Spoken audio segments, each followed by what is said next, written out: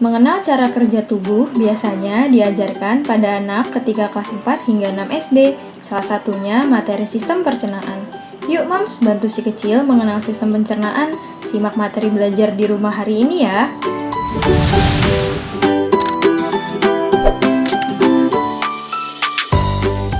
Bagaimana alur perjalanan makanan dari mulut hingga keluar dari anus?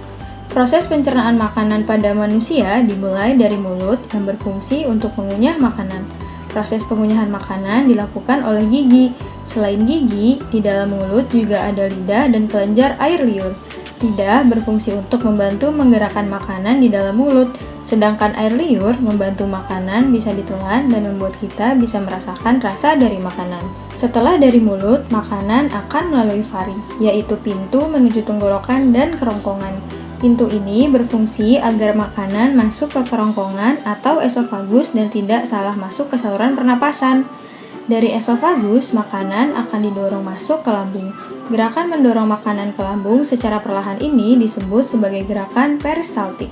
Makanan yang didorong ke lambung akan masuk melalui 3 bagian lambung.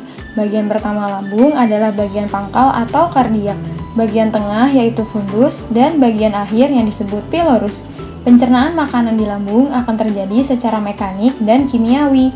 Pencernaan makanan secara kimiawi akan dilakukan oleh asam lambung, enzim pepsin, dan enzim renin. Sedangkan pencernaan secara mekanik di dalam lambung akan berlangsung dengan cara makanan diremas-remas di dalam lambung. Setelah dari lambung, makanan akan didorong lagi menuju alat pencernaan lainnya, yaitu usus halus. Usus halus terdiri dari 3 bagian, yaitu usus 12 jari atau duodenum, usus kosong atau jejunum, dan usus penyerapan atau ileum. Di usus halus, sari-sari makanan akan terserap tubuh. Kemudian, makanan akan didorong lagi menuju usus besar. Usus besar akan menyerap cairan dari sisa makanan. Sisa makanan yang sudah diserap nutrisi dan cairannya kemudian dikeluarkan melalui anus dalam bentuk kotoran atau feses. Mengapa makanan cepat saji tidak baik untuk tubuh?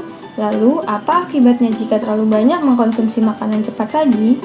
Makanan cepat saji tidak baik untuk tubuh karena bahan-bahan yang digunakan biasanya mengandung pemanis buatan, pewarna buatan, perasa buatan, pengawet, serta tinggi kandungan lemak tidak sehat. Banyaknya bahan-bahan ini menyebabkan makanan cepat saji mengandung kalori tinggi, lemak, gula, garam, dan karbohidrat yang tidak sehat dikonsumsi tubuh. Walau tampak lezat dan mudah didapatkan, makan makanan cepat saji dalam jumlah besar menyebabkan obesitas, sumber berbagai masalah kesehatan seperti diabetes, juga menyebabkan depresi, kelelahan, atau hiperaktif. Bagaimana cara menjaga organ pencernaan kita agar tetap sehat? Jika tidak dijaga, organ pencernaan kita bisa mengalami masalah kesehatan, misalnya sembelit dan diare. Jika pencernaan mengalami masalah, tubuh kita pun bisa kesulitan mendapat asupan nutrisi yang cukup. Organ pencernaan erat hubungannya dengan makanan. Maka, untuk menjaga pencernaan tetap sehat, kita harus memperhatikan apa yang kita konsumsi. Pilih makanan yang sehat dan kaya nutrisi. Contohnya, rajin makan sayur dan buah yang tinggi serat, sehingga kita tidak sembelit. Selain itu, jangan jajan sembarangan, sebab makanan yang diolah dengan kurang bersih bisa mengandung bakteri atau kuman. Jika dimakan dan masuk ke organ pencernaan, bisa menyebabkan masalah kesehatan seperti diare. Jadi, pilih makanan yang bersih dan sehat untuk kita makan sehari-hari.